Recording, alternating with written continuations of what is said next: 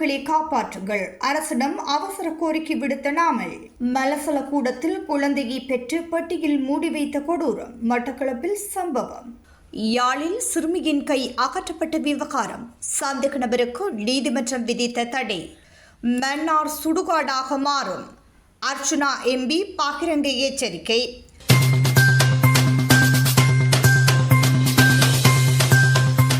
காற்றாலைகளை உருவாக்குவதன் மூலம் மன்னார் பிரதேசம் ஒரு சுடுகாடாக மாறுமே அன்றி அங்கு எந்த ஒரு அபிவிருத்தியும் ஏற்படாது என நாடாளுமன்ற உறுப்பினர் ராமநாதன் அர்ச்சுனா தெரிவித்துள்ளார்.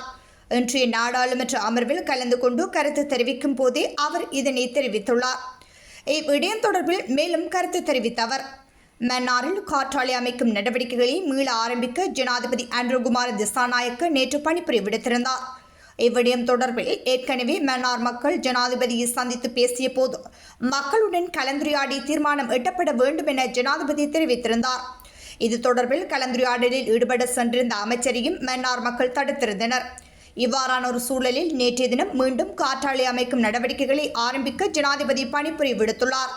வடக்கு மாகாணத்தில் அபிவிருத்திகளை மேற்கொள்ளப் போவதாக அரசாங்கம் தெரிவித்திருந்தது.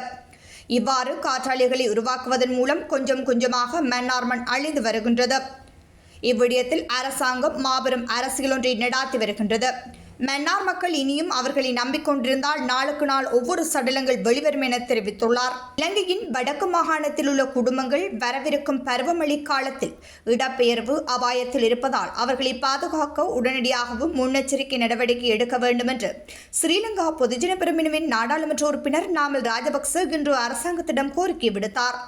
பருவகாலை மழை வெள்ளம் மற்றும் பிற அவசர நிலைகள் ஏற்பட உள்ளதால் பள்ளிகள் மற்றும் அரச கட்டிடங்களில் தற்காலிக தங்குமிடம் தேட வேண்டிய கட்டாயத்தில் உள்ள குடியிருப்பாளர்கள் எதிர்கொள்ளும் தொடர்ச்சியான சிரமங்களை நாமல் நாடாளுமன்றத்தில் எடுத்துரைத்தார்.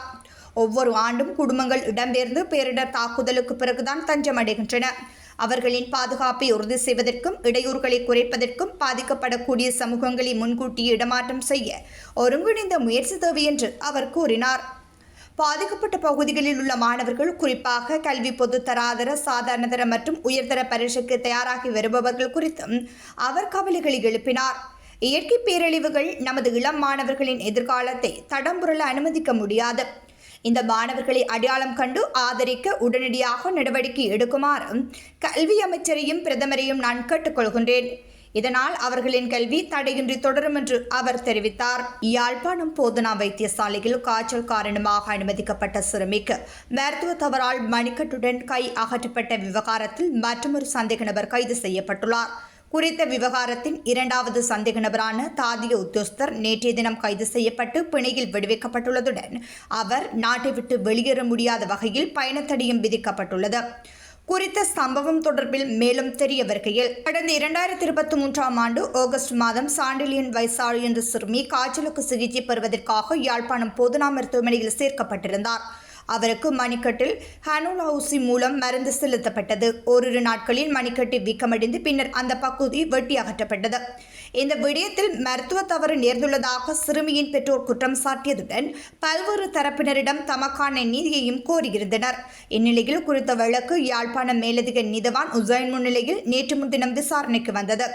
இதன்போது பாதிக்கப்பட்ட தரப்பின் சார்பில் முன்னிலையான சட்டத்தரணிகளான லக்ஷயன் புரந்திரன் ஆகியோர் பல்வேறு விடயங்களை நீதிமன்றத்தின் கவனத்துக்கு கொண்டு சென்ற நிலையில் வழக்கின் விசாரணைகள் மந்தகதியில் இடம்பெறுவதாகவும் சுட்டிக்காட்டியிருந்தனர்.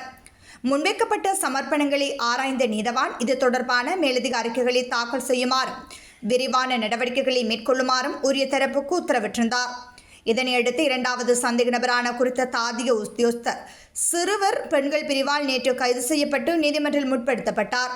அந்த தாதிய உத்தியோகத்தருக்கு பிணை வழங்கிய நீதவான் அவர் வெளிநாடுகளுக்கு செல்ல முடியாதவாறு பயணத்தடை விதித்துள்ளமை குறிப்பிடத்தக்கது.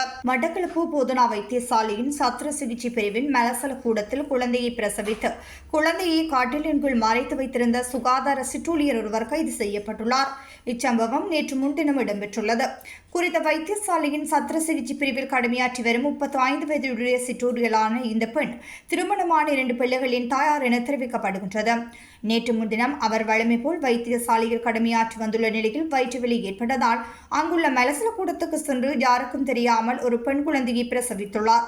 பிறகு அக்குழந்தையை பெட்டியொன்றில் மூடி காட்டிலின்குள் மறைத்து வைத்துவிட்டு தனது கடமைகளை தொடர்ந்துள்ளார்.